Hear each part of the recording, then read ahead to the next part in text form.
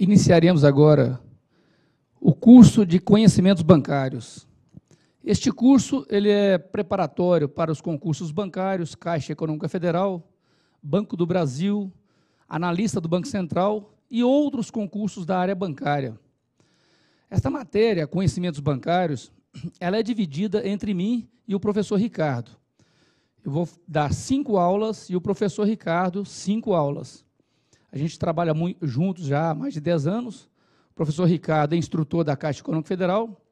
Eu trabalhei 15 anos no Banco do Brasil, fui gerente durante 8 anos, depois eu fui gerente da Caixa há 2 anos, e o professor Ricardo é gerente da Caixa atualmente, instrutor da Caixa.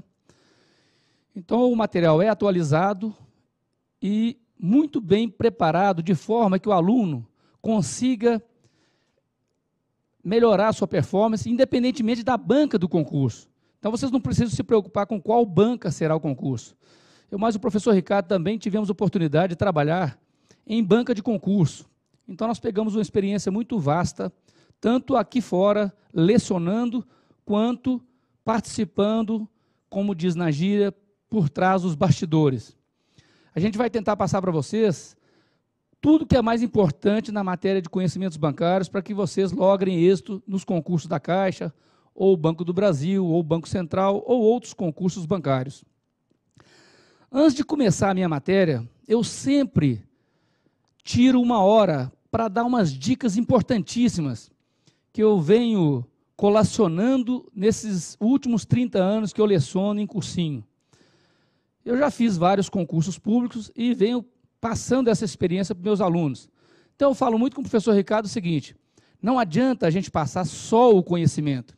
Existem alunos que têm conhecimento, mas não têm a aplicabilidade. Eles não aprendem a interpretar o texto, interpretar as questões. Então, nós vamos passar para vocês não só o conteúdo, como dicas importantíssimas de como fazer prova, como analisar cada questão, como verificar pessoal, os concursandos chamam de peguinhas, identificar esses peguinhas, onde é que estão esses peguinhas? Porque hoje os concursos públicos estão cada vez mais difíceis, não porque a matéria mude, mas porque o nível intelectual tem mudado muito. Então, hoje, alunos concurso superior vêm fazer o concurso da Caixa, Banco do Brasil, porque são empregos muito bons ainda. Eu vou iniciar, então, vou tirar 1 hora, 1h05, em torno de 1h05, uma pequena palestra de dicas e macetes, como estudar e depois como fazer as provas, como resolver provas. E ainda vou passar para vocês o que eu chamo de chute técnico. O chute técnico é um chute matemático, é um chute estatístico. Tudo que eu disser aqui é coisa séria. São coisas que, se você aplicar, foram coisas que eu venho, como eu disse, experiência de 30 anos de concurso público. Então, se você aplicar essas técnicas que eu vou ensinar agora, elas vão aumentarem muito a performance nas provas. Eu já tive experiência, não só comigo, mas com familiares e alunos, de um aumento de performance, ou seja, um upgrade entre 6% a 30%. Já houve casos de aluno que tem aumentado a sua performance em 30% baseado nessas técnicas que eu chamo de chute técnico, ou chute matemático ou estatístico. Vamos iniciar, então, essas técnicas e, logo assim, a gente começa, então, a matéria efetivamente de conhecimentos bancários. Pode...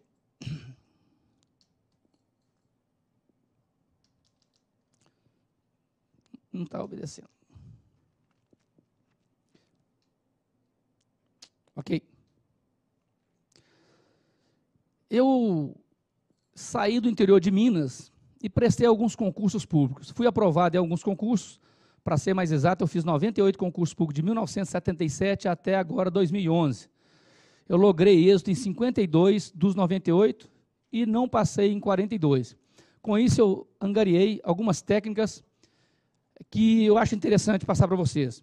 Mas, primeiro, a primeira grande conclusão que eu cheguei, uma pessoa que saiu do interior de Minas, literalmente da roça, e conseguiu lograr êxito, dia 13 de agosto de 2011, eu fiz 35 anos de serviço público. Primeira grande conclusão que eu chego é o seguinte: qualquer um passe em concurso público, qualquer um de vocês aí passe em concurso público.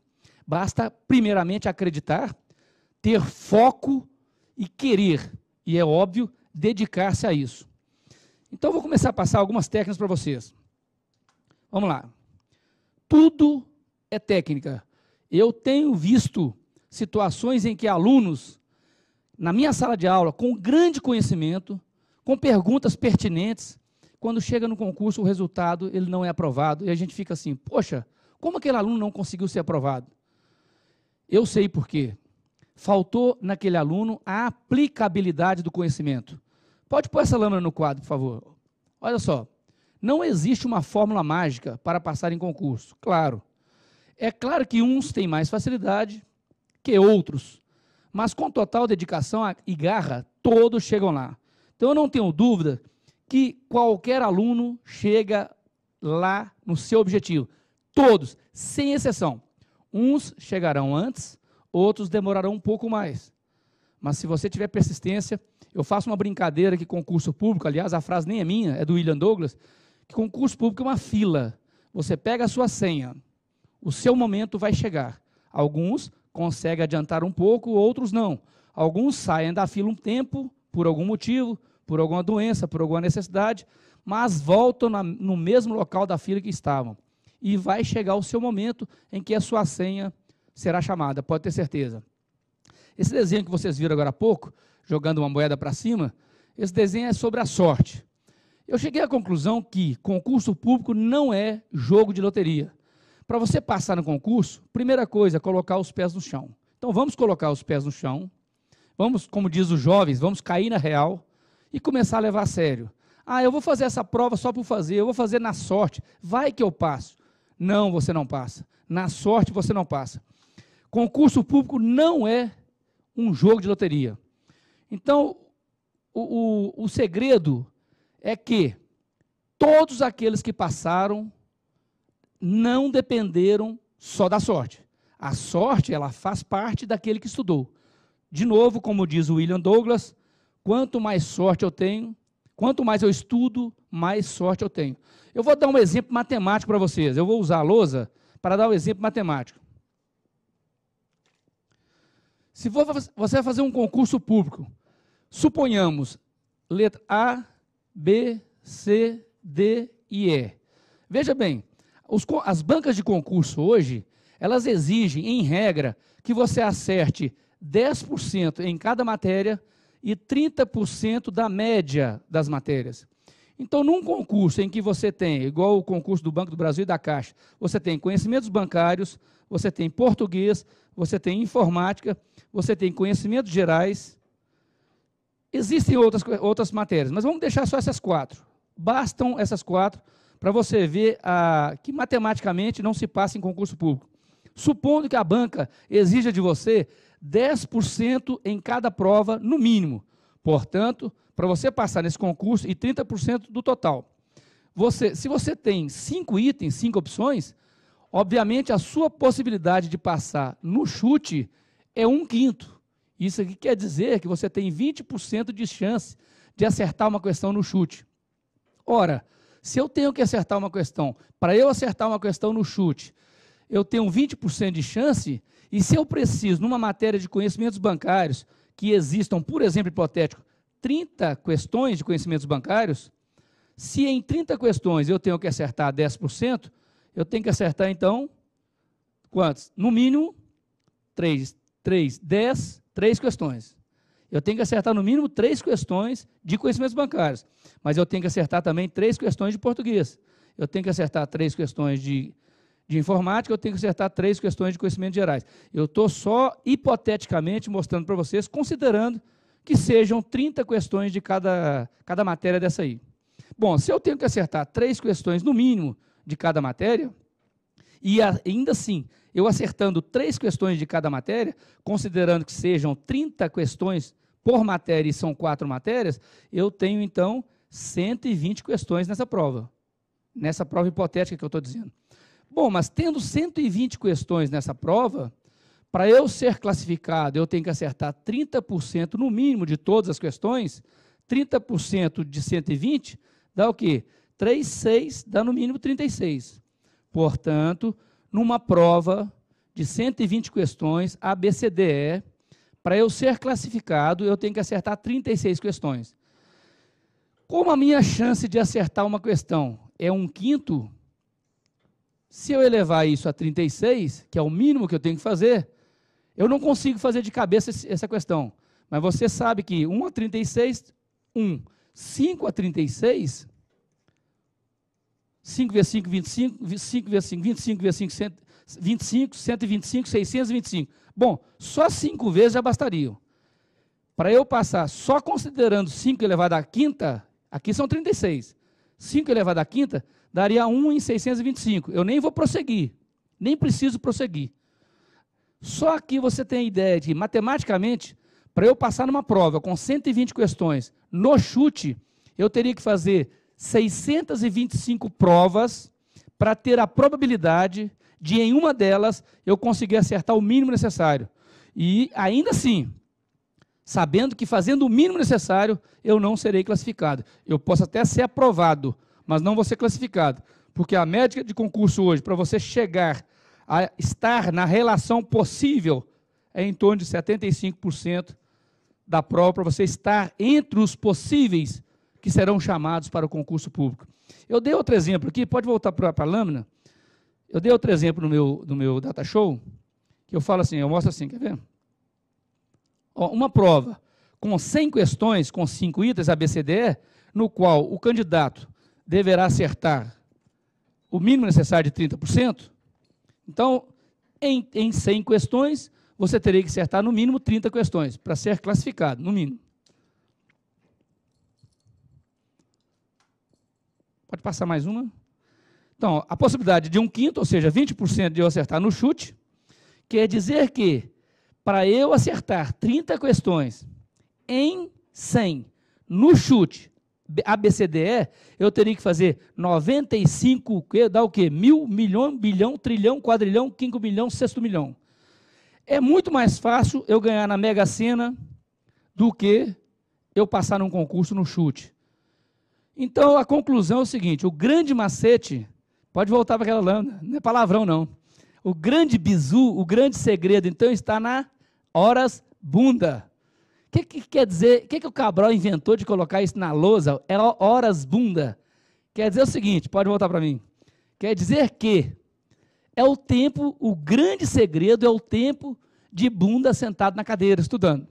Agora, só o tempo de bunda sentado na cadeira, ou o que eu chamo brincando de horas bunda, é o bastante? Não, não é o bastante. Aí agora que a gente vai entrar nas grandes técnicas, tanto de estudo, quanto na aplicabilidade do conhecimento. E é por isso que eu estou tirando, em tese, em princípio, aparentemente tirando de vocês 1 hora. William Douglas dizia que quanto mais eu estudo, mais sorte eu tenho. Claro, o que é sorte? Sorte é eu ter estudado e cair no concurso aquilo que eu estudei. Porque você já demonstrei agora, matematicamente, é impossível passar num concurso no chute. Impossível. Não tem probabilidade. A probabilidade é quase... Se você acredita que passará num chute, faz o seguinte, joga na Mega Sena, é muito mais fácil, mais tranquilo. Você joga toda semana, fica dormindo em casa, não precisa estudar. Então não precisa de horas bunda. E a probabilidade é muito maior do que passar no concurso no chute. Sorte é quando a preparação encontra a oportunidade. Essa frase também não é minha, é do William Douglas. Então, sorte é o quê? É quando a preparação encontra a oportunidade. Bom, o que quer dizer esse troço feio com a caveira aí? Isso quer dizer o seguinte, para passar em concurso público, você tem que resolver passar no concurso público. Para você resolver, tem uma frase em latim que eu adoro, visita interior in terra, retificando o quê? In vienes occultam lapidem. Poderíamos traduzir mais ou menos assim, visita o interior da terra e retificando-te encontrarás a pedra oculta. E ainda, conheça-te a ti mesmo e conhecerás o universo e os deuses. Então é o seguinte, concurso público é, primeiro, você pensar assim, agora eu resolvi, eu quero passar no concurso público. Desejou profundamente? Então visita o seu interior e comece a tomar a iniciativa para isso. Comece a se dedicar para isso. Ah, mas eu adoro jogar futebol, não tem problema. O próximo concurso da Caixa, em 2012, já está previsto. Você sabe que o edital sai 1 mês e meio, 2 meses antes, não dá tempo de se preparar. Os seus concorrentes, os seus concursandos, eu não chamo de concorrente, já estão estudando alguns há 5 anos, outros há 2 anos. Portanto, você não pode esperar o edital sair para começar a estudar. Então, comece a estudar agora. Então, você vai cortar o futebol agora. Se você faz balé, você vai cortar o balé agora. Se você estuda inglês, mas se o inglês não cai no concurso da Caixa e do Banco do Brasil, você vai parar o curso de inglês agora. Mas, professor, eu faço inglês há 5 anos, vai parar sim. É o que eu falo, objetividade. Visita o seu interior e recomeça a vida. Senão, as coisas não vão melhorar. Se você continuar atuando, agindo como você vinha agindo há grande tempo, sem ser aprovado, o resultado vai ser sempre o mesmo. É aquela brincadeira que eu digo, se eu passo numa rua, tem um buraco, eu estouro um pneu do meu carro, e eu continuo passando naquela rua e caindo num buraco, se eu não mudar de rua, eu vou continuar furando o pneu do carro. É uma atitude. 3 bases do sucesso. Quais são as 3 principais bases do sucesso? Disciplina, objetividade e método. Você tem que ter disciplina, você tem que ter objetividade e utilizar-se dos métodos. O que quer dizer disciplina? É eu me disciplinar. Eu decidi, olha, eu vou passar. Em 1982, eu saí da Academia Militar das Agulhas Negras e estudei para o Banco do Brasil. Foi quando eu fui aprovado no Banco do Brasil, era um concurso nacional, em nível nacional, não era regional, e eram mais de 2 milhões de candidatos. Eu cheguei para estudar faltando 2 meses e meio para o concurso. O pessoal disse, você não vai passar, é muito difícil, a concorrência é muito forte. E olha que em 1982 o Banco do Brasil ainda era o concurso. Todos queriam trabalhar no Banco do Brasil. Pois eu me fechei num quarto durante 2 meses e meio, não atendia telefone, não atendia ninguém, não saía para nada. Era uma decisão que eu tinha tomado. De 6 da manhã à meia-noite, todos os dias. Eu tirava 40 minutos para dormir depois do almoço e 15 minutos depois do jantar. E acabou, domingo a domingo. Você é maluco? Não, não sou maluco. Disciplina. Objetividade, eu queria o Banco do Brasil. É objetivo. Um atirador, o melhor atirador, ele tem um objetivo, ele tem um alvo. Você tem que ter um alvo. Atirar para todos os lados, você não vai acertar o alvo. E método. Método, disciplina e objetividade depende de você. Método, nós podemos ajudar você. Então, dedicação é a capacidade de se entregar à realização de um objetivo. O que é dedicação? Essa frase é minha. É você ter a capacidade de se entregar à realização de um objetivo. A realização de um sonho depende da dedicação. Há muita gente que espera que sonho se realize por mágica. Mas toda mágica é ilusão. E ilusão não tira ninguém do lugar onde está. Ilusão é combustível de perdedores. Essa frase também é minha. Então vamos começar acabando com a ilusão. Programe o seu dia a dia em função do concurso. E não ao contrário. E não abra exceções. O que eu quero dizer com exceções? Eu fiz uma metáfora aí. Emagrecer está para uma dieta balanceada, assim como a aprovação em concurso está para um estudo balanceado.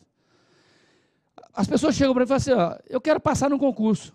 Tá, você está estudando, está dedicando? Não, porque eu vejo novela, não, porque eu não posso, porque eu não... Então você não quer passar. É a mesma coisa de uma pessoa que você conhece que diz assim, eu quero emagrecer. Não sei porque eu engordo. Mas ela come bolo de chocolate todo dia, come pamonha todo dia, ou seja, tem uma comida totalmente desregrada, come sanduichão de 6.000 calorias, de 1.600 calorias todo dia, então ela não quer emagrecer. Você olha para a pessoa e diz, essa pessoa diz que quer emagrecer, mas ela não quer. Claramente ela não quer. Ela não está tomando iniciativa para emagrecer. Então eu comparo o concurso público a mesma coisa. Para eu passar no concurso público não tem outra forma. Objetividade, dedicação, técnica. Põe na cabeça, concurso público uma fila. Pega a sua senha, porque sua vez chegará. Eu tinha falado essa frase agora. Todos vão passar. Todos vocês que estão me assistindo agora, todos, sem exceção, vão ser aprovados no concurso público. Aqueles que querem a Caixa vão trabalhar na Caixa. Aqueles que querem o Banco do Brasil vão trabalhar no Banco do Brasil. Sem exceção. Todos. Independe de cor, sexo, opção sexual, independe de religião, independe de qualquer coisa. Só depende de você. Todos vocês passarão. Relação vaga-candidato. É outra bobagem que eu descobri ao longo desses 30 anos de cursinho.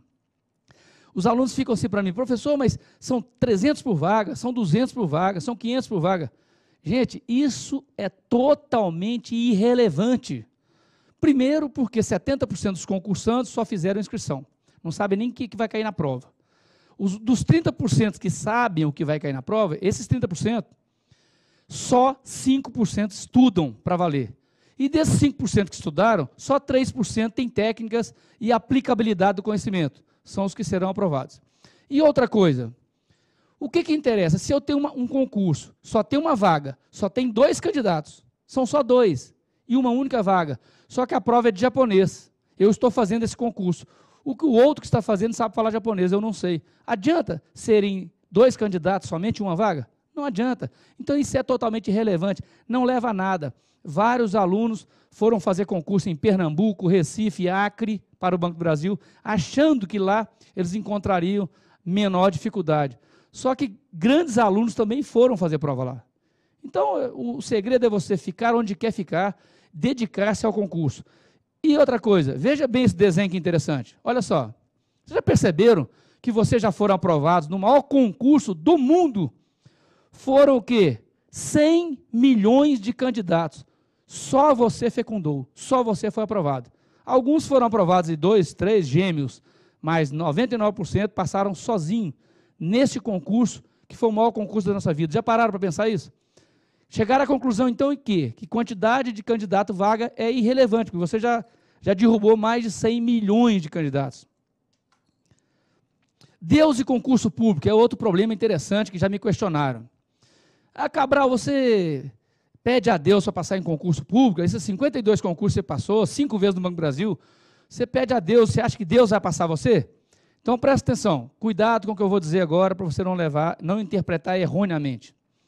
Eu descobri que o meu Deus, o Deus que eu acredito, o grande arquiteto do universo, não é corrupto, não é bandido.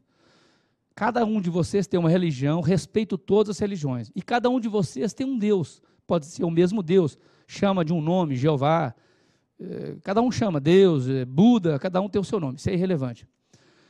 Eu descobri que o meu Deus, o que eu acredito, não é corrupto. Portanto, se eu pedir para Deus me aprovar num concurso, e eu não me dedicar mais do que o meu irmão, que também é filho de Deus, e se o meu Deus me aprovar em detrimento daquele, o meu Deus é corrupto.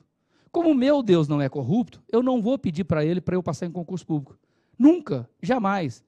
Você pode rezar, pode orar, pode pedir a Deus para te dar saúde. Eu quero ter saúde, eu quero ter tempo para estudar. Ótimo. Agora, pedir a Deus para aprovar você em concurso é você assumir que o seu Deus, que você acredita, é corrupto, é um bandido. Não é o caso do meu Deus. Além do mais, eu estava assistindo um filme chamado Os Irmãos Valendas. Eram 4 irmãos e um pai, né, e isso é caso verídico, existe esse filme, mas o caso é verídico. Eles formavam uma pirâmide em cima do cabo de aço, no circo. Uma certa época, um irmão que caiu veio a falecer e eles não conseguiriam mais completar a pirâmide, faltando uma pessoa, um membro. Então, eles resolveram abrir um concurso público para ingressar mais um membro para complementar a pirâmide humana. Nesse concurso, um dos candidatos, ao fazer a prova, o cabo de aço estava a 4 metros de altura, e esse candidato virou para o pai Valenda e disse assim: mas eu vou passar nesse cabo, vou fazer o teste sem rede. Aí o pai Valenda disse assim: sim, se tiver rede, você não vai dar tudo de si. Veja bem, olha a metáfora que eu estou usando. Se você acredita que Deus vai passar você em concurso, você não vai passar em concurso. Porque você está colocando uma rede, você está jogando a responsabilidade sobre Deus. Então não faça isso. Peça a Deus para ter saúde e para ter tempo e condições de estudo. O resto é com você. Assuma a sua responsabilidade. Não jogue isso na mão de Deus, do seu Deus. Estudo em grupo e estudo sozinho. Quais são os prós e contras de um estudo em grupo? Bom, eu já tive várias experiências, desde 78, quando eu morei no Rio de Janeiro. Começamos a estudar em 5 pessoas e terminamos em 2. A conclusão que eu cheguei é que estudar em grupo de 2 é excelente, porque força você a se preparar, força você a cumprir horários. Então, se eu digo assim, domingo, 8 horas da manhã, fulano, eu estou na sua casa para a gente estudar. O fulano vai ter que acordar porque sabe que eu vou chegar. E eu vou ter que ir porque eu sei que ele está me esperando. Então, esse compromisso é importantíssimo. Um obriga o outro. Se um disser, hoje eu vou ao futebol, negativo, vai futebol não. Você vai estudar, você se comprometeu comigo. 2 pessoas é o ideal. 3 começa a bagunçar. 4 já bagunçou, 5 já ninguém estuda mais. Aí é um tal de o terceiro atrasar, os outros 2 vão começar ou não vão? Não, vão esperar. Aí 40 minutos esperando o outro que está atrasado. Ou o outro chega atrasado, vamos voltar porque ele perdeu a parte. Não funciona. Mais de 2 não é grupo de estudo. Não vou usar o termo que eu uso em sala de aula presencial, não. É outra coisa que não é grupo de estudo. Então, 2. O milho premiado é outra metáfora que eu utilizo, importantíssima. Eu tinha uma história que eu li uma vez, que dizia o seguinte: numa competição entre agropecuaristas, produtores de milho, havia um produtor de milho que ganhava sempre primeiro colocado. Já havia 5 anos consecutivos que ele era o primeiro colocado no concurso do milho premiado, ele ganhava a espiga de ouro. Uma repórter foi fazer uma entrevista com ele e perguntou: como você consegue, você vem vencendo há 5 anos consecutivos o melhor produtor de milho da região? Ele disse assim: olha, o segredo é que eu separo a melhor semente do meu milho ao final da colheita e deixo a melhor semente para a próxima safra, ou seja, para eu plantar como semente. Mas o melhor do melhor, a melhor semente da melhor semente, eu distribuo entre os meus vizinhos, os produtores, os demais produtores. Aí a repórter disse para ele: ué, mas você distribui a melhor semente que você tem, a melhor da melhor, para os seus concorrentes? Ele disse: sim, isso é importante. Se os meus concorrentes, os produtores que você chama de concorrentes, tiverem um milho ruim, o vento e os passarinhos vão trazer o pólen dos milhos deles para cá e vão estragar meu milho. Então, quanto melhor estiver o milho ou os milhos dos meus vizinhos, melhor será o meu milho. Eu adaptei para o concurso público. Eu cheguei à conclusão que quem está do seu lado aí agora na cadeira, sentado do seu lado, não é o seu concorrente. O seu concorrente é você. Ele é o seu colega de estudo. Ele é o seu co-parceiro, é o parceiro de estudo. Então, passe todo o seu conhecimento para ele, agora. Ensine para ele. Quanto mais você ensina milho premiado, quanto mais você distribui o melhor que você tem, melhor você será. Tenha certeza, os professores, os melhores professores que existem, eles só são melhores, não é porque são mais inteligentes, não. Porque eles tiveram muitos alunos inteligentes. E cada vez que um aluno pergunta para nós uma coisa mais importante, mais inteligente, e nós temos que pesquisar para responder, nós vamos melhorando. Então, quando você ensina para o seu colega uma dúvida dele, tira uma dúvida dele, na verdade, ele pode estar fazendo uma pergunta que você não havia pensado. A gente chama de insight, né? Aí você tem aquele insight e fala: olha só, não tinha pensado nisso. Eu achei que sabia, fui ensinar para ele, na verdade, ele me ensinou. Então, a partir de hoje, estude com os colegas, ensine tudo, todo o macete que você aprender, ensine para o seu colega. Ele não é seu concorrente. Cada vez que você for ensinar para o seu colega, ele vai fazer um questionamento que você vai olhar outro ângulo e você vai ter um insight, vai falar: olha, não tinha pensado nisso. E, de repente, é exatamente a pergunta dele que fez você desenvolver mais, que é a questão da prova. Então, eu chamo de milho premiado. Vamos distribuir conhecimento. Por isso, eu vou deixar à disposição de vocês, aqui na RFG, um material farto de leituras, meu material todo disponível. Eu não guardo nada, todas as minhas aulas, todos os meus materiais são disponíveis aos alunos. Eu não escondo nada, não guardo nada. Temos que distribuir conhecimentos. Quanto mais pessoas aproveitarem, quanto mais pessoas passarem em concurso, maior felicidade nós teremos. Nós estamos aqui para isso. Técnicas de estudo e dicas. Agora a gente vai passar efetivamente para algumas técnicas importantíssimas. Quadro de horas. Gente, não tem condições de você estudar para o concurso sem um quadro de horas. Impossível. Se você tem que pôr no papel. Eu vou deixar com vocês um modelo de quadro de horas à disposição, para a LFG disponibilizar para vocês no site. É do William Douglas, também não é meu quadro, mas é igual ao meu, igual ao de qualquer outra pessoa. De domingo a domingo, você vai fazer um quadro, de domingo a domingo, de 8 da manhã, 7 da manhã, você vai escrever isso aí. Eu sempre fiz isso, desde jovem, quando eu passei no Colégio Naval, na SPSEX, na Epicar, e depois fui para a Academia Militar das Agulhas Negras. Eu já era jovem, eu tinha um quadro de horários. Então eu falava: domingo, acordar às 7, de 7 às 7h30, higiene pessoal e café da manhã, de 7h30 até às 8, fazer isso, arrumar um material, 8 horas começar a estudar. 8 horas você vai começar a estudar. E se você disser: o nosso cérebro, ele é muito picareta, ele é muito bandido, muito falso. O nosso cérebro, ele procura toda a facilidade possível. Tudo que for mais fácil é da natureza do nosso cérebro procurar facilidades. Então, a tendência nossa é fazer o quê? Estudar o que a gente mais gosta. É igual a comida, a gente come o que mais gosta. Então, por exemplo, hipotético, eu não gosto de matemática, suponhamos. Aí eu começo domingo, 8 horas da manhã, a estudar matemática. Quando dá 8h15, eu falo assim, não, hoje não. Matemática hoje não, eu vou estudar português. Está vendo que você está se traindo? O quadro de hora, você tem que construir o seu quadro de horas, cada um vai construir o seu de acordo com o seu tempo. Eu tenho um texto que eu vou disponibilizar para você, chama A Simpatia da Vela dos 7 Dias para se passar em concurso público. Aparentemente o título é uma piada, mas não é piada, é uma coisa séria. Aliás, nada que eu disser aqui é piada, é coisa séria. Se você colocar no seu quadro, domingo de 8 às 10 eu vou estudar matemática, você vai estudar matemática de 8 às 10, sempre, todo domingo. Nunca abra mão disso. Seja um carrasco do seu cérebro. Não perdoe, não abra exceção. Vá cumprir o seu quadro de horas. Na hora de estudo, se eu vou estudar de 8 às 10, desliga o celular.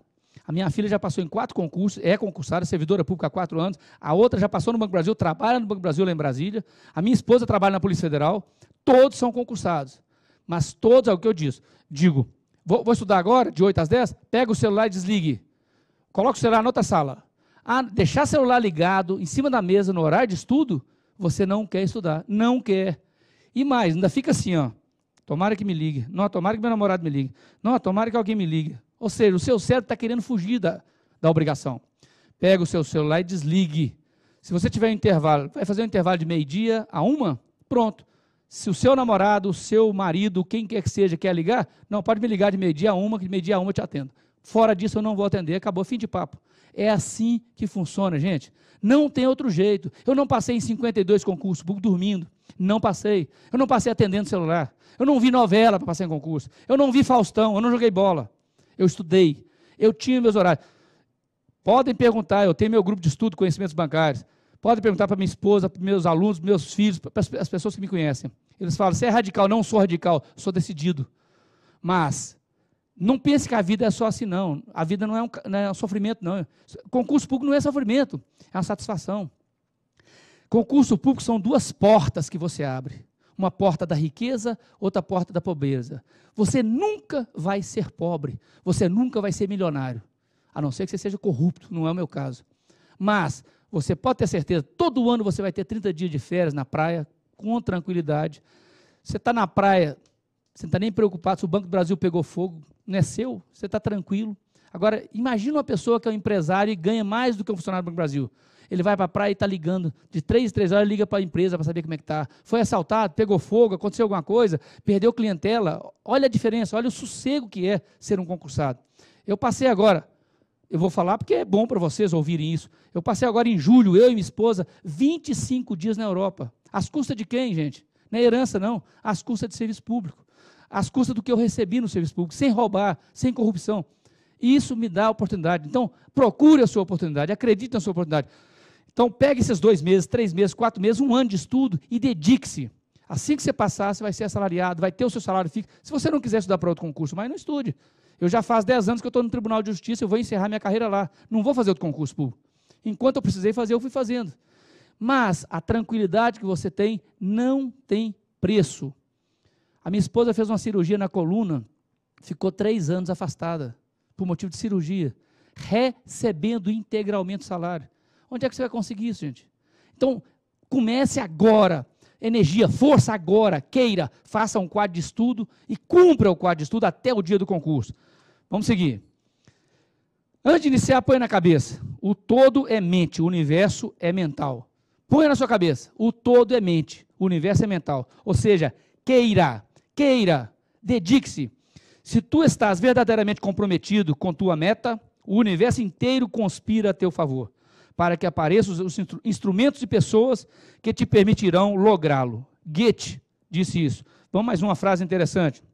A imaginação é tudo. É uma visão antecipada das atrações da vida que virão. Einstein.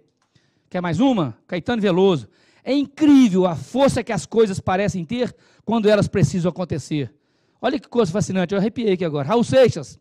Basta ser sincero e desejar profundo, você será capaz de sacudir o mundo. Então, o princípio do mentalismo é o quê? Se você diz, isso eu não gosto, é claro que você está comandando para o seu cérebro. Não aprenda isso. Portanto, gente, presta atenção em mim aqui. Se você diz, detesto matemática, você acabou de comandar para o seu cérebro. Não aprenda matemática. Gente, o nosso cérebro ele é comandado, é igual ao computador, é igual um carro. Se você diz, eu não quero passar por essa rua, é só virar o volante para cá. Então, nunca, jamais diga, eu não gosto, eu não quero. Você está comandando para o seu cérebro, não aprenda isso. Vou fazer uma brincadeira, algumas pessoas acham que é ruim fazer brincadeira, mas já pensou você aí, rapaz que está sentado agora aí, me assistindo, chega numa festinha, depois de passado no concurso, uma gatinha chega para você, feia que dói, para você ela é feia, ninguém é feio, sempre alguém que te acha bonito, até você que está sentado é bonito, sentado, estou falando de homem. Aquela menina fala assim, não, me liga depois, você fala, me ligo sim, tal, me dá o celular, passa um papelzinho. Adivinha se você vai perder o papelzinho? Com certeza você vai perder aquele papelzinho. Você não teve interesse, você diz, eu não quero ligar para ela. Agora, vem uma gatinha linda perto de você, fala, me liga depois, meu celular é 9999, você guarda, você nem precisa de papel. Você guarda porque você quer guardar. Então, estudo, conhecimento é assim. Quando eu digo, isso eu não gosto, eu estou comandando, não aprenda isso. Eu não quero isso. Só que o concurso público hoje, você não pode se dar ao luxo de não gostar de alguma matéria. Se cai matemática, você tem que adorar matemática. Então comece a falar para o seu cérebro, eu adoro matemática, eu preciso da matemática. Eu tenho que aprender matemática para eu passar no concurso da Caixa Banco do Brasil. Então isso é importante, porque quando você diz, eu quero passar, eu vou passar, você vai passar. Eu preciso aprender isso. A minha filha diz isso, ela detesta matemática, formou em Direito, é servidora pública da Polícia Civil de DF, mas ela precisava da matemática. Eu disse, Marjara, enquanto você não aprender matemática, você não vai passar no primeiro concurso. Depois você esquece a matemática. Hoje ela fala em sala da aula também, fala, que eu detesto matemática. Agora pode falar, já passou no concurso. Mas antes de passar no concurso do Banco do Brasil, da Caixa, do Banco Central, ou o concurso que você queira, jamais diga, esta matéria eu não quero. Tudo é mente, tudo é mental. Se você diz, eu não consigo, acaba de comandar para o cérebro. Não se preocupe, não precisa conseguir. Então, veja bem, quando você diz, eu não consigo, você acabou de dizer, olha, você já disse que não consegue, porque você vai tentar. Então, o seu cérebro pensa assim, você já afirmou que não consegue, então não vou fazer esforço algum para conseguir. Para mudar a sua disposição, ou o seu estado mental, mude a sua vibração. Se você não mudar a sua vibração, a sua forma de agir, os resultados não virão da forma que você quer. Causa e efeito. Toda causa tem seu efeito, todo efeito tem sua causa. Isso é certeza. Portanto, tudo tem fluxo e refluxo, tudo tem suas marés. É tudo causa e efeito. Estudei, aprendi, a consequência é melhor performance. Pode ter certeza. Tudo sobe e desce, tudo se manifesta por oscilações compensadas. Fazendo provas. Então, vamos lá. Eu dei algumas dicas de como se preparar mentalmente para um concurso público. Vocês podem pegar o livro do William Douglas, podem pegar outros livros que eu já li todos também. Então, na verdade, essa pequena palestrinha minha de 1 hora é um conjunto de experiência de 30 anos de concurso, de 98 concursos públicos, de pessoas que estão ao meu lado passarem em concurso público. A minha esposa e as 3 irmãs, são 4 filhas do interior de Minas, da roça, o pai é roceiro. As 4 passaram no Banco do Brasil na época. A Rosalie hoje é gerente da Caixa Econômica Federal, a Marilena é gerente do Banco do Brasil em Belo Horizonte. Todas passaram em concurso e eram humildes da roça. Então, o que eu faço aqui com vocês, eu apliquei em filhos, amigos, parentes, desde que você queira, desde que as pessoas queiram. Se não quiserem, não tem jeito. Então, decida, eu quero passar ou não quero passar. Fazendo provas. Bom, vamos lá. Primeira coisa, comece pela matéria que você mais gosta e você mais domine. Chegou no dia do concurso da Caixa, do Banco do Brasil, do Banco Central. Qual a matéria que você tem mais afinidade? Qual a matéria que você mais gosta? Exemplo hipotético, matemática. Então comece por matemática. Português, comece por português. Por quê? As pessoas têm tendência a começar pela matéria mais difícil. Vou fazer a matéria mais difícil que eu fico livre. Não, não, de jeito nenhum. Pela matéria mais difícil, você vai começar a errar questões, a adrenalina vai aumentar, a tensão vai aumentar. E o que vai acontecer com você? Você vai ficar tão tenso, tão desesperado, tão desiludido por não estar acertando as questões, que quando você chegar na matéria mais fácil, você já não consegue mais. O seu cérebro não consegue mais, você já desesperou. Então, sempre comece pela matéria mais fácil. Você vai ganhando tempo, vai ganhando confiança, vai acreditando em você, e a sua energia positiva vai subindo. Bom, vamos prosseguir. Redações. Se não é o caso da Caixa, nem Banco do Brasil, o Banco Central, sim, é o caso. Se existirem peças para serem escritas, redações, etc., Esta não há questionamento. Sempre primeiro. Sempre. Nunca deixe para fazer uma redação, uma peça jurídica, o que for, ao final do concurso. No final, você não consegue mais concatenar as ideias para redigir, para conseguir... Não, não.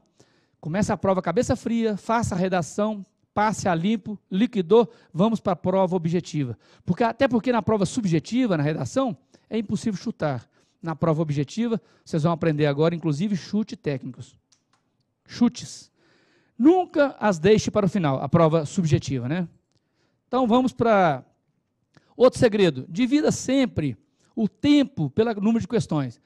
Por que isso? É neurose? Mas eu tenho que pegar lá, por exemplo, CESP, são 120 itens, são 3 horas e 60 minutos, 180 minutos, dividido por 120 itens, eu tenho 1 minuto e meio por item. Bom, por que fazer isso? Não é pela neurose, não é para você ficar neurótico. Nossa senhora, 1 minuto e meio, estou doido.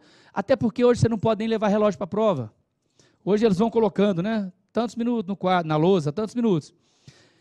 A ideia de você dividir o tempo pelo número de questões é para você ter uma noção da dificuldade da questão. Então, se eu tenho um concurso do Banco do Brasil ou da Caixa, que são 120 itens e são 3 horas, eu tenho 1 minuto e meio por questão para eu analisar, dá para eu sentir. Se passarem 15, 20, 30 segundos eu quebrando cabeça numa questão, é óbvio que eu não conheço aquela questão. Eu não posso perder tempo. Uma questão que você conhece, em 10 segundos, você acabou de ler. Não, isso eu já vi, eu lembro isso. Pronto. Então, o segredo, o tempo por questão é para você analisar a dificuldade ou o desconhecimento do item. Você jamais, se é 1 minuto e meio por item, eu não posso levar 6 minutos no item. Você está se destruindo na prova. Bati o olho, 10 segundos, operações de underwriting, vai cair lá na caixa. E nunca vi na vida, pula, vai embora, vai embora. Essa questão para você é uma questão difícil. Isso, 10 segundos, eu localizei o que é, vamos lá. É só para você balancear e ter ideia da dificuldade das questões. Diante de um item difícil ou de uma questão difícil, sempre pule. Jamais fique parado, quebrando cabeça agora. Por quê? Nós vamos começar, eu faço assim. Comecei a prova de conhecimentos bancários, são 30 itens. Eu vou fazendo todos os que eu sei, depois eu volto para fazer o chute técnico. Depois que eu fiz o chute técnico e fechei conhecimentos bancários, eu vou para o gabarito e passo. Agora eu vou para a matemática, faço os que eu sei, volto para fazer o chute técnico. Cabral, o que é esse tal de chute técnico que você está falando? Calma, eu vou explicar agora. Nós vamos entrar no chute técnico. Mas primeiro, você tem que ter ideia de que não pode perder tempo nas questões que você não sabe. A questão que não sabe, pule. Bom, as grandes chaves do chute técnico. Isso que eu vou falar agora é importantíssimo, é de suma importância. São os 2 pilares do chute técnico. As bancas de concurso, Fundação Carlos Chagas, ESAF, CESP, etc., elas sempre trabalham com um negócio chamado barema. O que é o barema? Todos os concursos, sem exceção, trabalham com 30% de questões fáceis, 50% de questões de nível médio e 20% de questões de nível difícil. Veja bem, o BRB, o último concurso do BRB, que teve lá em Brasília, no Distrito Federal, exigia que o candidato acertasse no mínimo 36 itens para ele ser classificado, para não ser reprovado em definitivo, para estar fora do concurso. 36 questões de 120 corresponde exatamente a 30%. Então, o que as bancas querem decidir? É o seguinte: bom, se o candidato não acerta as 30% fáceis, ele não tem condições, as condições mínimas para ser um funcionário nosso. Não tem. Ele não tem condições, ele não consegue acertar o mínimo necessário, o conhecimento basilar, conhecimento básico. Então, todas as bancas põem isso na cabeça. E isso é importante para você passar para o chute técnico. É isso que eu estou passando para vocês agora do barema, é de suma importância, você vai entender por quê. Bom, outra coisa importante. As bancas trabalham, via de regra, com balanceamento. Isto tem que ser princípio seu, não pode fugir disso. As bancas trabalham sempre com balanceamento. Seja ABCDE, seja COE. Então, olha só na lousa. Se eu tenho aqui, por exemplo, o CESP, eu tenho aqui o CESP, exemplo hipotético, são 120 itens, C ou E. Ou eu tenho lá a Fundação Carlos Chagas, que trabalha com A, B, C, D, E. Sabe como é que funciona? Se são, exemplo puramente hipotético, se são 120 itens, pode ter certeza, 60 serão E, 60 serão C. 60 serão, agora ficou trocado, não tem problema não. 60 serão C, pode deixar assim. Só para você ter ideia, isso aqui também é importantíssimo. Se for a Carlos Chagas, se nós tivermos, por exemplo, hipotético, 30 questões ABCDE de conhecimentos bancários, 30 por 5 são 6. O gabarito oficial deles será fatalmente 6666. Isto, gente, pode variar um ou outro, a variação é irrelevante. O último concurso da Caixa, em 2008, o resultado saiu assim, ó, 4, 4, 4, 4, 1. Foram 4 letra A, 4 letra B, 4C, 4D e 1E. Aí um aluno até mandou no meu grupo, não foi balanceado. Falei, foi balanceado sim. Ele mudou um pouquinho, um detalhezinho, mas foi balanceado, não deixou de ser balanceado. Então, se você tem que partir de duas situações. Primeiro, você tem que partir que existe um barema. 30% dos itens são sempre fáceis, 50% são médios e 20% são difíceis. E as bancas trabalham com balanceamento por matéria. Fatalmente a prova toda vai ser balanceada. Mas o que me interessa saber isso? Tudo! Essa informação que eu descobri ao longo de 30 anos é a base do chute técnico. Por isso que eu chamo de chute técnico. Eu não disse para você chute milagroso. Existe uma técnica. Vamos voltar aqui para a minha lâmina. Então, partindo desse princípio, nós vamos agora para o chute técnico. Se são 120, são 60, 60C, eu já disse. Se for estilo ABCD, 12, 12, 12, 12, se for em 120, tá. Então, vamos agora aproveitar esse conhecimento, e a palestrinha está mais da metade já. Vamos lá à prova da Caixa. A prova da Caixa, puramente hipotético, são lá 120 itens, sejam elas ABCDE, sejam elas COE, CESP. Nós teremos 36 questões fáceis, 60 questões do nível médio e 24 questões de nível difícil. E isso é por matéria. Se tratar de 30 questões de conhecimentos bancários, fatalmente eu terei o quê? 30% de 3, 9 questões facílimas, terei 15 questões de nível médio e o restante, 20%, 4 questões de nível difícil. As questões de nível difícil são aquelas que vão determinar quem serão os primeiros classificados. As questões de nível fácil, todos têm que acertar. Quem não acertar já está fora do páreo. E as questões de nível médio, que vão definir aquelas pessoas que têm conhecimento e têm aplicabilidade. Bom, vamos começar por chute técnico. Logo, você que estudou, qual que é a tendência? Se você estudou, é óbvio que você acertará as 30% das questões fáceis, que corresponde a 36 questões. Acertará fatalmente em torno de 80% das questões de nível médio. Portanto, você acertou 48 de nível médio, eram 60, você acertou 48. E as de nível fácil, claro que você acertou, você teria acertado, então, 36 mais 48. Logo, numa prova de 120 itens, você acertou fatalmente 84 itens, concorda? Veja bem, de novo, vou repetir, chama chute técnico. Mas eu disse, quando eu comecei minha pequena palestra hoje, que o segredo anterior ao chute técnico era o quê? Quem lembra da brincadeira, do palavrão? Horas bunda. Sem conhecimento, o chute técnico não funciona. Porque você tem que acertar os 30% de questões fáceis. E você tem que acertar em torno de 70% a 80% dos de nível médio. Acertando as de nível fácil e mais de 50% das de nível médio, o chute técnico vai funcionar perfeitamente, vai funcionar muito. E é o que a gente vai passar agora a explicar.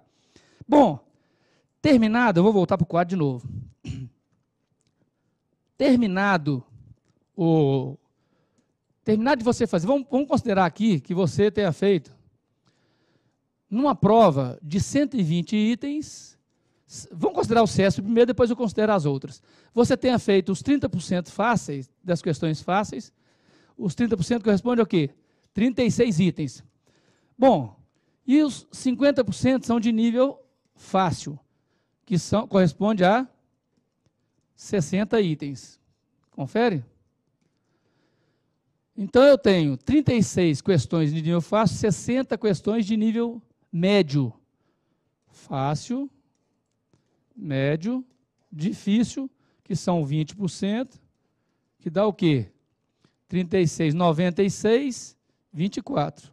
24 difíceis. Bom, então, raciocina comigo. Você conseguirá fazer as 36 de nível fácil, fatalmente. Você conseguirá, desses 60 itens de nível médio, você conseguirá fazer em torno de, vamos considerar que 48. Então, supondo que você tenha feito 48 itens, os outros 12 você não soube fazer. Agora, o que você vai fazer? Você conseguiu fazer, então, 14, 84 itens. Concordam? Você vai parar agora e vai apurar o seu gabarito. Vai apurar o seu gabarito. Desses 84 itens que você conseguiu resolver, você apurou, hipoteticamente, 34 letra E e 50 letra C. Veja bem, este gabarito é o preliminar, é o seu gabarito preliminar. Mas acontece que esse seu gabarito, ele está muito próximo do gabarito oficial. Como é que eu posso afirmar isso? Eu posso afirmar isso porque 36 questões são de nível fácil, 60 questões são de nível médio, e você estudou. Se você estudou, se você se obrigou àquela primeira brincadeira que eu disse, horas bunda, fatalmente as 36 questões fáceis você vai acertar, não tenha dúvida disso. E daquelas 48 de nível médio que você conseguiu fazer, pelo menos 80, 85% delas você também acertou. Então, mesmo que você tenha errado 4 aqui, ou 2, ou 3, é irrelevante. O que interessa para mim é que o seu gabarito aqui, ele está muito próximo do gabarito oficial. Então, eu trabalhei com o barema, trabalhei com 30% fácil, 50% médio, 20% difícil. Agora eu vou trabalhar com a balanceamento. Como eu sei que o CESP trabalha com balanceamento, 50% C, 50% E, presta atenção agora, gente. Faltam quantas questões para eu fechar minha prova? Eu fiz 84, são 120, faltam 26, concordam? Se faltam 26 questões para eu fechar minha prova, e eu sei que o CESP trabalha com balanceamento, eu vou pegar as 26 que eu não sei e vou marcar, verifica qual o item, qual a letra C ou E que saiu menos no seu gabarito. Qual foi a que saiu menos? Foi o E. Então, eu vou pegar as 26 que faltam, vou marcar tudo E. Olha para mim aqui, tudo. Quando eu digo isso, as pessoas falam assim, você está maluco, professor? Não estou maluco.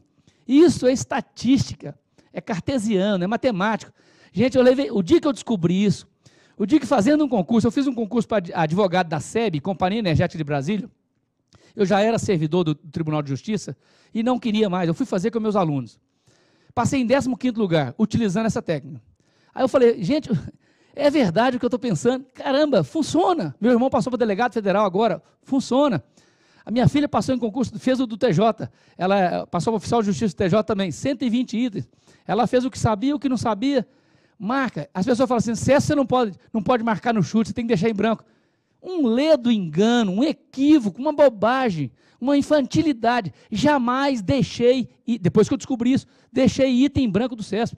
Agora eu vou provar, matematicamente, cartesianamente, estatisticamente, por que isso funciona. Vamos raciocinar? O CESP trabalha com 50% C, 50% E. Eu fiz 84, portanto, eu estudei. Portanto, os 36 itens, eu devo ter acertado porque eu estudei. Das 60 questões, ou dos 60 itens, eu consegui fazer só 48. Mas eu consegui fazer, são de nível médio. Eu devo ter acertado pelo menos 80% a 90% desses 48. Então, o meu gabarito preliminar, ele está muito próximo do gabarito verdadeiro. Por isso, como o CESP trabalha com 50% C, 50% E, eu vou marcar as outras 26, tudo é, tudo. Professor, você está maluco? 26 é? Sim, mas veja bem, se eu vou marcar 26 e o CESP trabalha com balanceamento, é óbvio que dessas 26, pelo menos 16 serão fatalmente Claro que serão. Mas por que você sabe disso? Gente, porque o meu gabarito deu 50 C e 34 E. E o meu gabarito está próximo do gabarito oficial. Se o meu gabarito está próximo do gabarito oficial e o CESP trabalha com balanceamento, então é claro que das 26, 16 serão Porque 16 com 34 dá 50. Tá bom, professor, mas faltaram 10. E as outras 10? As outras 10 é questão que você estudou lá no antigo primeiro grau, hoje ensino fundamental. Lembra da moedinha? Quando você joga 100 vezes para cima, dá 50% cara, 50% coroa, 49, 51. Pode tentar, chega em casa hoje, joga uma moedinha para cima 6.000 vezes. 100 mais 100 mais 100, vai dar 50% cara, 50% coroa, 51, 49. Sempre isso é cartesiano, é matemático, é estatístico. E não é milagre, isso não é... Portanto, partindo da matemática, partindo do raciocínio lógico, 16 serão 34. E as outras 10? As outras 10, gente, o que pode acontecer com as outras 10? Veja que as 16 já completaram os 50 aqui. Portanto, em tese, eu ganhei 16 pontos. Se as outras 10 der 5 e 5, como o CESP trabalha com uma errada, anula uma certa, elas vão se anular. Eu já ganhei 16, saí lucrando. Bom, e se der 5 e 3? Veja bem, 5C e 3E. Eu perdi 2 pontos, não perdi? Perdi, ó. 2 aqui vão anular. Então, eu perdi 2 pontos. Mas eu já ganhei 16. Pode acontecer o inverso também. 5E e 3C, eu saí lucrando 2 pontos. Então, eu ganhei 16, passei a ganhar 18. Mas aí vem aquela pergunta clássica.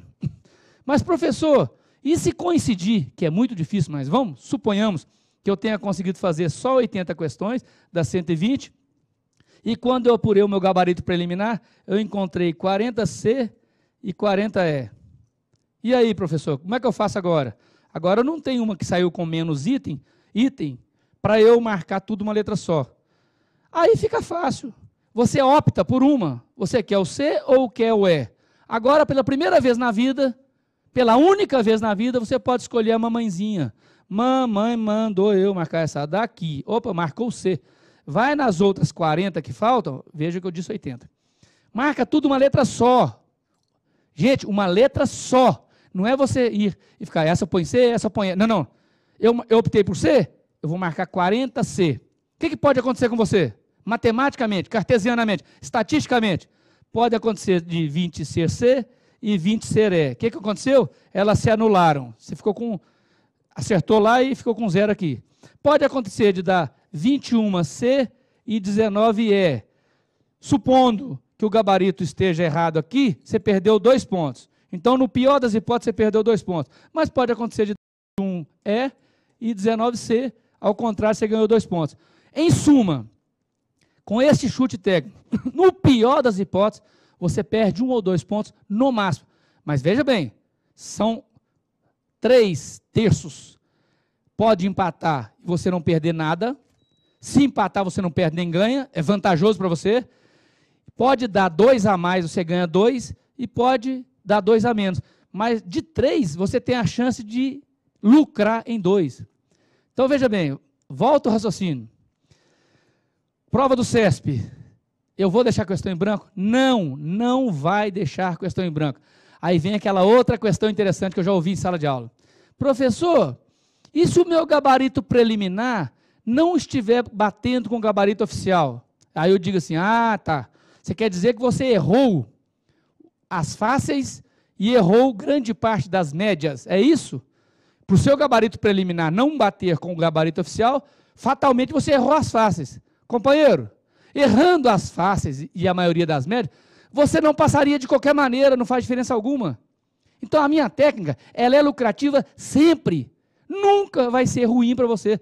Mesmo para quem não estudou, porque quem não estudou, a técnica não vai funcionar. Mas quem não estudou não passaria de qualquer jeito, porque ele não acertou as fáceis, não acertou as médias. Eu disse no início, eu vou ensinar para você chute técnico. Eu não disse chute milagroso. Eu não disse isso. Por isso eu comecei brincando. O grande segredo é horas bunda. Para eu acertar os 30% de questões fáceis, e em torno de 70% das questões médias, eu tenho que ter estudado. Sorte é quando a preparação encontra oportunidade. Então, esse chute meu é infalível. Infalível. Não tem como falhar, a não ser que, quando é que ele vai ser infalível? Ou melhor, vai ser falível, quando você não estudou nada. Só que se você não estudou nada, você não passaria mesmo, não faz diferença alguma para nós. Então, prossigamos aqui na minha tela. Ah, mas tem mais um detalhe, eu esqueci de falar do... Eu vou voltar para a lousa.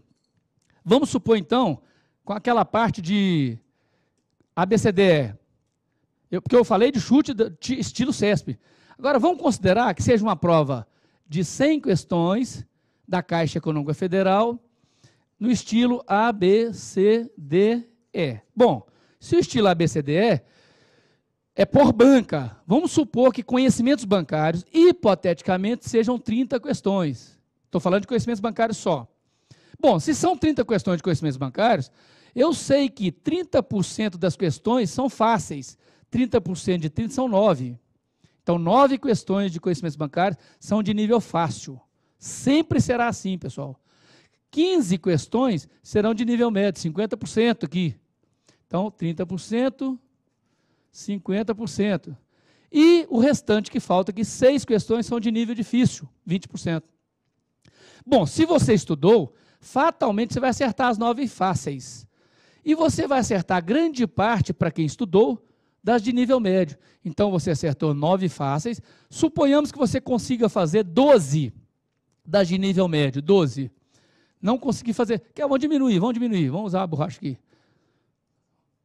Você conseguiu fazer, simplesmente, você conseguiu fazer 11. Estou usando a borracha ainda. Você conseguiu fazer 11, tem que ir no pincel. Você conseguiu fazer 11 das de nível médio. Beleza. Então, você conseguiu fazer 20 questões de conhecimentos bancários. Das 30, você conseguiu fazer 20. As outras 10, você tem dúvida, não sabe fazer. Então, tá. Vamos apurar o gabarito. O seu gabarito, das 20 questões, hipoteticamente, você encontrou. Por exemplo, você sabe que em 30 questões, como as bancas trabalham com balanceamento, fatalmente nós teremos 6A, 6B, 6C, 6D e 6E. Fatalmente vai acontecer isso. Bom, então, vamos apurar agora o seu gabarito preliminar. Faltou só uma boquinha para ficar risonho. Ó. Então, das 20 questões do seu gabarito, você encontrou, hipoteticamente, aqui está o seu gabarito. Por exemplo, hipotético, você encontrou 4A, 3B, 1E, 2D, que dá 6, 6, 10, faltam 10. Não, aí ficou muito pouco. Vamos para a borracha de novo. Aí ficou muito... Está apagando? Não, tá. Pronto. 3C, 6, 10, 5D, 10, 15, mais 4. Não, 15 vai dizer 19, não dá. Aqui 5, pronto. Então, assim, este é o seu gabarito. Supondo que esse seja o seu gabarito. Você achou 5E, 5D, 3C, 3, 3, 6, 10, 10, 20, pronto. Este é o seu gabarito preliminar. Você sabe que a banca trabalha com balanceamento. Você sabe que você deve ter acertado essas 20 questões. Ou pelo menos 19, 18. Por que eu sei isso? Porque 9 são fáceis, você tem que ter acertado. E essas 11 aqui de nível médio, você deve ter acertado pelo menos 9 delas. Portanto, o seu gabarito está muito próximo do gabarito oficial. Agora, as outras 10 questões que faltam, porque você fez 20, são 30, o que você vai fazer? Você vai pegar aquelas questões, vai eliminar os itens que você elimina de cara. Geralmente você fica em dúvida em 2 ou mais. Lembra disso? Sempre é assim, né? Você fica em dúvida, estou na dúvida se eu marco A ou C. Bom, está na dúvida? Vai no seu gabarito preliminar. O A já apareceu 4 vezes. O C apareceu 3. Qual que é a probabilidade de aparecer mais? A chance maior é C. Por que é C? Porque o A já apareceu mais. Portanto, eu vou chutar a letra C. Porque no meu gabarito preliminar, o C apareceu menos. Se ele apareceu menos, a probabilidade dele aparecer, como é balanceado, a probabilidade é muito maior que apareça C. Vocês vão ver que nas provas, aqui eu fiz na bistunta, mas geralmente você encontra lá, ó, 4, 4B, 2, C, 1, letra D, não marquei nada, não achei nada, letra E. Então, você fica muito nítido. Aí fica muito fácil, você fica na dúvida em 2, 3 itens, você marca aquele que apareceu menos no gabarito. A sua chance aumenta em muito. Mas não acabou, não. Além disso, além da dica do CESP, além da dica da FCC, vamos continuar, tem mais dicas aqui. Pode voltar para a minha lâmina. Bom, Visto as formas de chute técnico, eu vou saltar aqui coisas que eu já falei verbalmente, está aqui na lâmina, mas é bom para vocês, depois vocês podem rever isso aí. Vamos lá. Tudo que eu posso passar que eu já falei verbalmente. Vamos entrar agora em outras formas de aumentar a probabilidade do seu achute. Chama chute técnico. Eu mostrei para vocês uma lógica matemática, tanto para o CESP quanto para as outras instituições de concurso que trabalham com a BCDE. Você tem que ter em mente, primeiro, todas trabalham com barema 30% fácil, 50% médias e 20% difícil. É fatal. Acredite nisso, tenha confiança. Basta você pegar todos os concursos passados e fazer uma checagem para confirmar o que eu estou dizendo. Depois você vai fazer outra confirmação. Provas do CESP são todas 50% E, 50% C. Por que eles fazem isso, Cabral? Porque uma pessoa desavisada, se marcar uma letra só, ele zera. Antigamente, em concurso, as pessoas tinham mania de fazer assim, eu vou marcar tudo uma letra A. Aí ele conseguia acertar 30 pontos, 40 pontos. E isso só serviu, que eu fui professor de cursinho de vestibular também, eu dei aula de matemática há 18 anos. Antes de fazer direito, fiz matemática. Então eu falava para meus alunos, vocês que vão fazer medicina, vocês vão fazer medicina, medicina matemática não é importante. Mas, nos vestibulares de medicina, você não podia zerar em matemática. Então eu falava, olha, como a prova é balanceada, pelo menos uma letra A vai ter. Você chega na prova matemática, já que você não quer estudar matemática, porque o cara ia fazer medicina, chuta tudo uma letra só. De cabo a rabo, matemática, letra A. Você vai acertar pelo menos uma. Não pode zerar, você não vai zerar. Mas isso não serve para concurso público. Só serve para vestibular, naquela época que não podia zerar. Para concurso público, se você chutar uma letra só, você não vai conseguir o mínimo necessário. Não vai, não funciona. Porque as bancas trabalham com balanceamento sempre. Exatamente para evitar. Se você pegar uma prova de 30 itens de conhecimentos bancários e marcar tudo a letra A, você vai acertar no máximo 6 questões. 6 questões não vai aprovar você no concurso. Então, acredite nisso. Primeiro, balanceamento, seja a CESP, seja a BCDE. Outra, barema, 30% fáceis, 50% médio e 20% difícil. Agora vamos passar para o chute técnico. Existem outras formas de eu chutar, por exemplo, mesmo sendo o CESP, mesmo sendo a BCDE, existem. Vamos seguir. Primeiro, em caso de dúvida, opte por aquela questão que traga mais detalhes. Por exemplo, hipotético, suponhamos, daquelas 10 questões que eu não consegui fazer, do exemplo que eu estava dando agora há pouco, eu peguei uma delas e consegui eliminar A, C e D. Fiquei na dúvida entre B e E. Estou em dúvida dessas duas. Eu costumo ir ao meu gabarito preliminar e verificar qual das duas saiu menos no gabarito. A tendência, é claro, eu vou marcar aquela que menos apareceu, porque a probabilidade é maior de aparecer, aquela que menos apareceu. Mas, Cabral, eu fui no meu gabarito preliminar e a letra C e E, as que eu estava em dúvida, o meu gabarito preliminar tinha 3 e 3, exatamente a mesma coisa. Então, esta forma de chutar não funcionou. Sim, então vamos partir para outra. Estou na dúvida entre C e E. Opte por aquela letra que traga mais detalhes. Geralmente a banca costuma colocar uma questão muito parecida com a verdadeira e a verdadeira trazendo um detalhe, porque esse detalhe amarra a questão. Gente, o que uma banca não quer é ver a sua questão anulada. Então eu vou dar um exemplo que caiu no CESP. Olha esse item aí. Exemplo, põe na lousa lá. A companhia pode criar, e esse assunto é assunto de vocês, hein? Tirar de conhecimentos bancários. A companhia pode criar a qualquer tempo títulos negociáveis sem valor nominal e estranhos ao capital social denominados partes beneficiárias. Essa questão saiu errada, estava errada. Agora veja a diferença da questão que era verdadeira. A companhia, exceto as de capital aberto, olha o detalhezinho, olha o aposto. Olha o detalhe, a companhia, exceto as de capital aberto, pode criar a qualquer tempo. Parece a mesma questão. Então, a dúvida é muito grande do candidato. Você vai optar por qual? Aquela que traga mais detalhes. Perceberam? O detalhe, o acréscimozinho, um apostozinho, uma justificativa, faz com que a questão seja verdadeira. Estou na dúvida, vou no meu gabarito, verifico qual saiu menos, chuto aquela que saiu menos. Ah, eu fui no meu gabarito, ambas saíram a mesma quantidade. Opte por aquela que tem mais detalhe. Outra dica.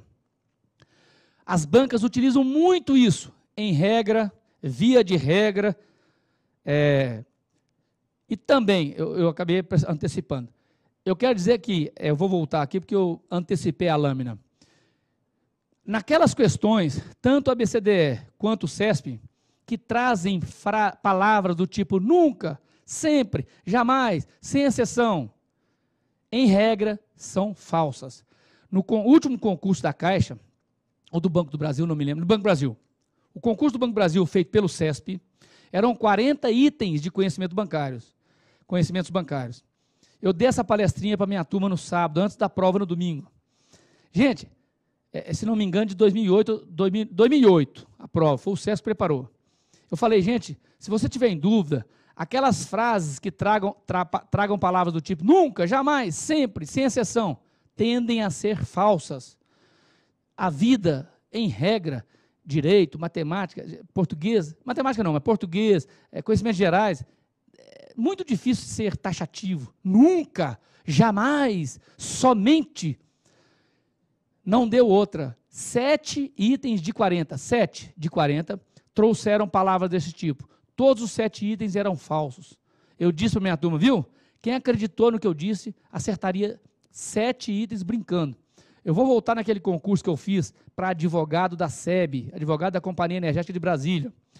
Tem dúvida? Joga no Google meu nome aí, Guilherme Castro Cabral, verifica se eu estou lá, aprovado na SEB, 15º colocado. Como havia muito tempo, já que eu não estudava mais direito do trabalho, direito penal, eu mexo em outra área, o que eu fiz? Eu peguei essas matérias que eu não vinha estudando, todas afirmativas, foi o CESP que fez, todas afirmativas que traziam palavras do tipo nunca, somente, jamais, marquei tudo de cabo a rabo, a prova inteira. Onde tinha a palavra nunca, jamais, sempre, eu punha Depois fiz tudo que eu sabia, do jeitinho que eu expliquei para vocês, e no final, balanceei o meu gabarito, marquei tudo uma letra só. Adivinha o que aconteceu? 15º colocado. Fiz a mesma coisa para fiscal do GDF, fiscal do governo do Distrito Federal. Fiz junto com meus alunos, passei em 102. Passei mal, mas passei. Inclusive fui chamado. Também usei a mesma técnica. Então, não fui. Estou dizendo assim, eu estou dizendo que eu aplico isso, eu faço na prática para provar que é verdade, e funciona. Então, chegou na prova, CESP ou FCC, está em dúvida entre 2 itens, os 2 estão com a mesma quantidade de gabarito preliminar, você opte por aquela, a verdadeira será aquela que não trouxer palavras do tipo nunca, sempre, jamais. Em suma, as afirmativas que trazem palavras do tipo nunca, somente, jamais, sempre, tendem a ser falsas. E veja bem, pode acontecer de uma frase trazer a palavra nunca e ser verdadeira? Pode, gente, eu não estou dizendo isso. Eu estou dizendo que nós já passamos para o chute técnico. Quem sabe tudo, 100%, não vai usar o chute técnico. Mas para o chute técnico, você tem que usar essas técnicas. Outra, fiquem atentos no comando da questão. As bancas têm usado muito em regra, via de regra, regra geral. Olha como é que muda tudo. Essa questão também foi do CESP. Veja bem, coloca-se o exemplo. Não há pena de morte no Brasil. Analise o item seguinte, não há pena de morte no Brasil. Por que esse item está falso? Ah, professor, mas não há pena de morte no Brasil. Ah, não há não? A Constituição Federal diz, não haverá pena de morte no Brasil. Salvo em caso, não haverá pena de morte, salvo em caso de guerra declarada. Veja bem, salvo em caso de guerra declarada. O que quer dizer salvo? Exceto, a não ser que tenha uma guerra declarada. Quer dizer que existe pena de morte no Brasil? Sim. Dentro da regra geral não existe não. Mas, exceto, salvo, excepcionalmente, na exceção de uma guerra declarada, haverá pena de morte no Brasil. Agora, olha o segundo item, letra 2. Analise o item seguinte dentro da regra geral. Olha que o item 2 fala dentro da regra geral. Então, ele não quer exceção. A mesma afirmativa passa a ser verdadeira. Não há pena de morte no Brasil. Se é dentro da regra geral, passou a ser verdadeiro. A mesma afirmativa passou a ser verdadeira. Olha só. Veja como é que muda tudo. Então, você tem que ficar atento no comando da questão. Geralmente, eles colocam no comando da questão assim, acerca das garantias do sistema financeiro, analise o item abaixo, dentro da regra geral. Então, a regra geral qual é? Quer ver? O endossante, nós vamos começar a estudar logo hoje, na próxima aula, o endossante, salvo estipulação em contrário, o endossante garante o pagamento. Questão nossa, matéria nossa de prova. Salvo estipulação em contrário, o endossante garante o pagamento. Veja bem, salvo é uma exceção, né? Dentro, se cair na prova assim, marque acerca do endosso, do aval e da fiança, marque os itens abaixo, analise os itens dentro da regra geral. marcando o item correto. Se vier assim, quer ver? Ele colocou no comando, hein? Dentro da regra geral. Se colocar assim, letra A, o endossante garante o pagamento. Sim, garante, é verdadeiro, é a resposta. Mas você falou que ele pode ressalvar, ele pode não garantir. Espera aí. Mas o comando da questão disse, analise os itens abaixo dentro da regra geral. O endossante, na regra geral, ele garante o pagamento. Quando a lei diz, salvo estipulação em contrário, o endossante garante o pagamento, o salvo é uma exceção. Gente, parece bobagem, mas isso aí muda tudo. Altamente significativo. Quando você vir esses em regra, via de regra, regra geral, fiquem atentos. Muda toda a análise da questão. Vamos prosseguir. Veja que quanto mais eu estudo, maior será a efetividade do meu chute técnico. É óbvio. Quanto mais eu estudei, mais eu vou acertar as questões fáceis, mais eu vou acertar a maior quantidade de questão de nível médio e maior serão as vantagens ou a efetividade do meu chute técnico. Assim, o segredo é, faça a matéria que você mais gosta primeiro. Agora, essa é uma dica particularíssima, você não vai encontrar em livro nenhum isso aí. Muito particular. Fez a matéria que você mais gosta. Exemplo hipotético, fez matemática. Faça as 30% de questões fáceis, faça as de questão média que você goste, ou, desculpa, que você conseguiu fazer, apure o gabarito, use o chute técnico. Fechou matemática, passe para o gabarito. Use a mesma técnica em português e etc. Nunca, gente, nunca deixe para passar o gabarito todo ao final. Não façam isso. O nosso colega, professor Ricardo, é um gênio, passou em primeiro lugar como gerente da Caixa, o cara é um gênio. Vocês vão ter aula com ele também. O cara é fascinante, fabuloso. Ele foi fazer um concurso do TCU, e ele já conhece essas técnicas, ele já participou, já assistiu minhas aulas, e eu também assisto as dele. Ele chegou no concurso do TCU e se saiu bem, muito bem. Ele achou que entendeu muita coisa, inclusive fez as fáceis, as médias, só que ele deixou para passar o gabarito todo ao final, era o CESP. Só que o tempo, quando chega no final, a última meia hora, parece que ela voa, faz o relógio parece que dá um pulo. Ele foi passar o gabarito ao final, ele empurrou o gabarito 7 questões para frente. Veja bem, ele equivocou-se 7 questões para frente, então foi empurrando o gabarito, ou seja, bagunçou o gabarito todo. Então, a minha experiência é o seguinte, faça a prova de português, as 30% de questões fáceis, as 50% de questões médias e 20% de questões difíceis. Tantas de nível médio que você conseguir, apure o seu gabarito, faça o chute técnico, feche português, passa para o gabarito. Vá para a matemática, faça as 30% de questões fáceis. As questões médias que você conseguir, apure o gabarito, faça o chute técnico, passe para o gabarito, com cautela. Você vai ver que você vai se aliviando, vai tranquilizando, o tempo vai sobrando, é muito mais fácil do que deixar para marcar no final. Prova de exata, estamos encerrando, tá, gente? Prova de exata, matemática, raciocínio lógico. Existem formas de chutar tecnicamente em matemática, raciocínio lógico? Sim, existem, claro. Primeira coisa, em matemática, você não pode, não deve olhar o gabarito antes. Gente, é claro que se a prova for de raciocínio lógico, e às vezes o raciocínio lógico você tem que analisar cada item, aí é óbvio que eu vou ler. É claro que eu vou ter que ler. Agora, uma prova de matemática, contabilidade, quando é questão você tem que fazer e ela é exata, não olhe o gabarito antes. Por que isso, Cabral? O que tem que saber? Olha, eu vou repetir, eu dei aula há 18 anos em cursinho de matemática. Para pré-vestibular e para concurso também. Eu criei uma situação que eu pensei o seguinte, o nosso cérebro, ele é traidor. O nosso cérebro disse para você no início dessa palestrinha. A gente cria coisas, já viram aquela situação que a gente entra numa sala, alguns de vocês, mesmo no serviço, não precisa ser só em sala de aula, mas sala de aula acontece muito. Eu vejo um aluno e falo assim, nossa, parece que eu conheço você. Não, professor, eu nunca fui seu aluno, eu cheguei do Maranhão hoje. Quando a gente chega em algum lugar, o subconsciente capta aquela imagem muito rápido. O cérebro, o consciente não captou ainda, o subconsciente captou. Então, quando eu olho para a pessoa novamente, o consciente busca a informação do subconsciente, dá a impressão que eu já conhecia essa pessoa de outro lugar. Sim, de 5 segundos atrás. Isso acontece muito em shopping, a pessoa entra no shopping, mulher então nem se fala, né? Promoção de sutiã. Quando ela chega no 4º andar, na praça de alimentação, ela fala, nossa, tem uma promoção em algum lugar. Ela sai procurando, ela não sabe onde foi. Acontece que o subconsciente dela captou aquela mensagem, o consciente não. Quando ela deu por si, o consciente bateu no subconsciente, Pô, eu vi esse negócio em algum lugar, eu sei que eu vi isso em algum lugar. Entendeu? Isso acontece muito. Às vezes você fala assim, onde é que pode estar o correio, a agência de correio? Ah, está aqui, olha que coincidência. Não, não é coincidência. O seu cérebro já havia captado essa mensagem. O que tem a ver isso com matemática? Tem, eu vou para a lousa. As provas de matemática, gente, os professores de banca de matemática, eles fazem o seguinte, eles pegam a questão, bolam a questão. Então, vamos para a lousa aqui de novo. Eles bolam a questão. Quando eles bolam a questão, eles falam assim, nós temos que, eu quero que o gabarito dessa questão, vocês conhecem muito bem uma questãozinha que fala assim, num quintal há porcos e galinhas, no total de 7 cabeças e tantos pés, por exemplo, hipotético. Vamos pôr aqui 5 porcos e 2 galinhas, 7 cabeças e galinha tem 2 pernas, 4 pernas, 4 vezes 5, 20, e 24.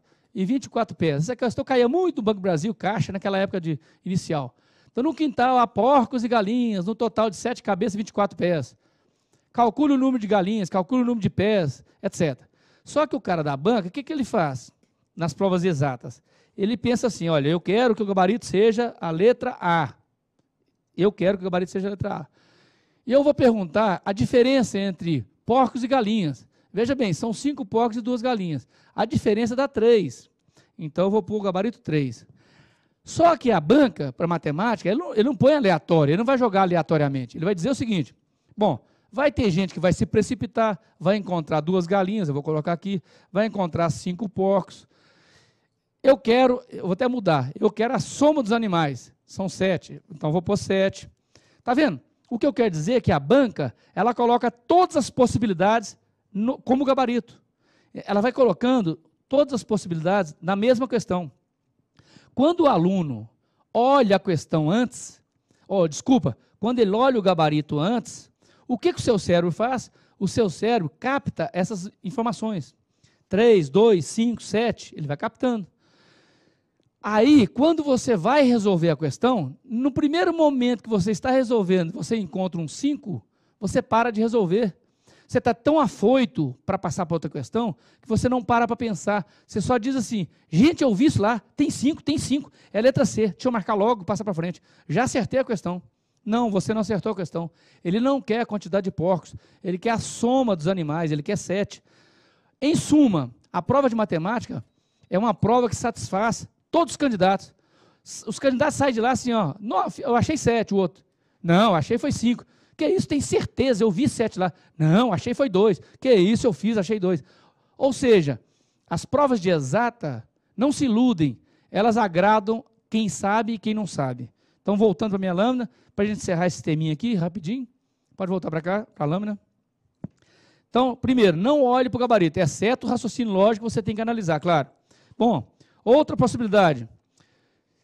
Prova de matemática, funciona aquele mesmo chute que eu ensinei agora.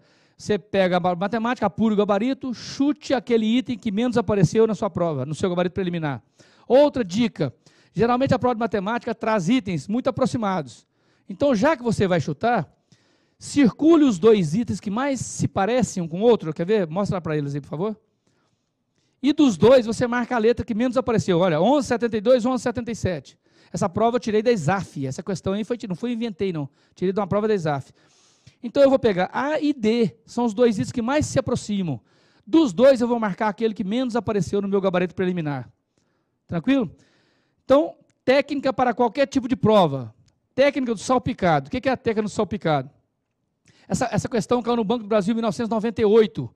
Marca o item abaixo que só contém garantias pessoais. Veja bem, se você não sabe a questão, tente circular as palavras que mais aparecem. A tendência é que o gabarito seja composto pelas palavras que mais aparecem. No nosso caso, aí, o gabarito foi a letra C. Serve também para esse tipo de questão. 1, 2, 3 estão corretos, 3 e 4 estão corretos, 1 e 2. Olha, você vê, faz uma marcação. Já que você não sabe resolver, circule aqueles itens que mais aparecem. Em regra, o gabarito é composto pelos itens que mais apareceram. Olha lá, o 1 apareceu 4 vezes, o 2 apareceu 4 vezes, o 3 apareceu 3 vezes, o 4, 6 vezes. Então, o gabarito deve estar composto por 1 e 2. Então, o gabarito deve ser A ou D ou E, ou seja, das três marcas que apareceu menos no seu gabarito. Então, você sempre conjuga, você está entendendo que, eu vou dar uma encerrada para o intervalo aqui agora, mas você está entendendo que o chute técnico é um conjunto de chutes. Você tem que partir do barema, você tem que partir do balanceamento, você tem que partir... Então, você vai conjugando o tipo de chute. Eu fiz aqueles técnicos do salpicado. Eu vejo as que mais apareceram. Eu já elimino 2. E as outras 3 ou 2 que eu fiquei em dúvida, eu marco a que menos apareceu no meu gabarito. Ou seja, é uma conjugação de chute. Falta pouquinha coisa, falta só agora a véspera de prova, como fazer na véspera, como agir na véspera de prova, e a gente já entra, depois do intervalo, já efetivamente na matéria de conhecimentos bancários. Nós vamos iniciar com garantias do Sistema Financeiro Nacional. Um intervalozinho.